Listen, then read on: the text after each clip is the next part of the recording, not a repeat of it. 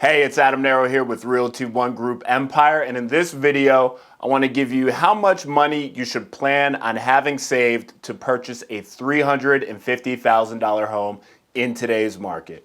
Let's go.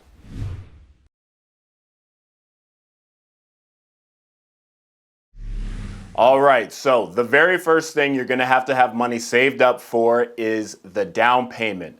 Now, in this example, we're going to go with a 3.5% down payment. If you're using a conventional loan, you can get away with a 3% down payment. But in this example, we're going to go with 3.5. Obviously, it's a little more than the 3%, but it'll give you an idea on how much you're going to have saved. So in this example, I got my notes right here.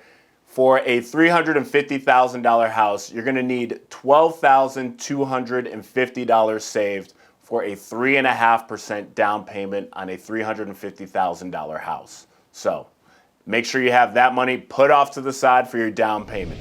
All right, so the next thing you're going to have money saved for is going to be your home inspection. Now, in today's market, when you are purchasing a home, you might actually waive the contingencies for a home inspection. However, I would still highly recommend getting a home inspection.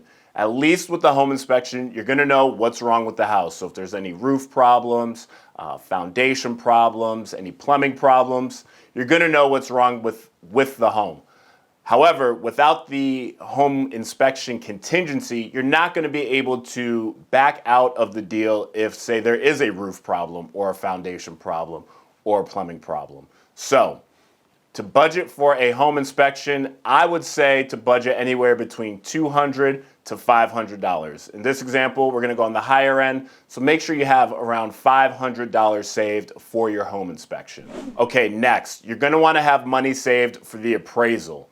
So we're going to come back to the appraisal, so remember this. I would suggest saving or having budgeted around $600 for the appraisal.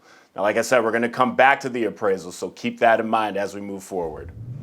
All right, and lastly, you're going to need money saved for your closing cost. Now, typically, closing costs are around 3% of the purchase price. So, in this example, for a $350,000 house, we're going to need around $10,500 saved to cover our closing costs as the buyer in this transaction. Okay, so now in this example, this is the best case scenario in today's market. So for a $350,000 house, we're going to need $12,250 saved for the down payment. We're going to need $500 saved for the home inspection. Now remember, that's on the high end, so keep that in mind. We're also going to need $600 saved for the appraisal, and then we're also going to need $10,500, which is around 3% of the purchase price of $350,000 for the closing costs. So total, we're going to need $23,850.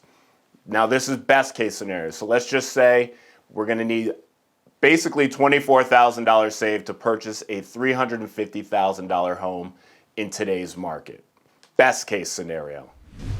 Okay, so like I said, best case scenario, you're going to need around $24,000 to purchase a $350,000 home in today's market. Now, as I mentioned, how we're going to come back to the appraisal, that's what I want to bring up now. So, in most cases, in today's market, most buyers are waiving their appraisal contingency, which means in this example, let's say that we offer the $350,000.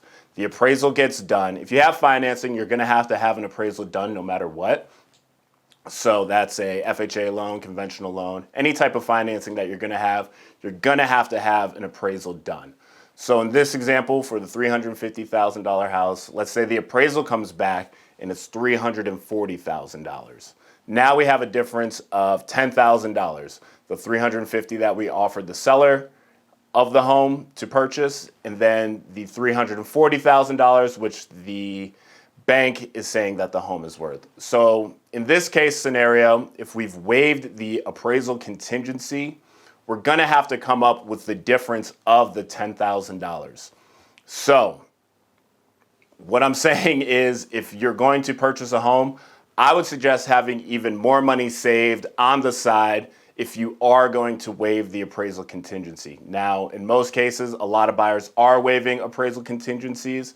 So since most other buyers are going to do that, you're going to have to do that as a buyer as well to be competitive, to make a competitive offer in today's market. So my advice to you, even if you do keep the appraisal contingency in there, you're still going to have to offer above the appraised value. That's just the reality of the market that we're in today. Homes are going over asking price. So even with the appraisal contingency in there, if you want to put that in there to be safe as a buyer, you're still going to have to offer above the appraised value. Now, I would suggest at the very least, you're probably going to have to offer at least $5,000 above the appraised value. However, if you can get up to $10,000, I think that makes your offer more competitive and that giving you a higher chance to have your offer accepted if you do keep the appraisal contingency in your offer.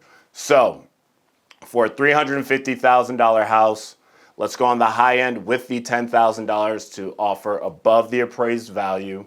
It's going to cost you almost $35,000 of funds that you're going to have saved off to the side to purchase a $350,000 home in today's market. Now, yes, that is a lot of money. However, I want to give you the reality of what it's actually going to take to purchase a home in today's market.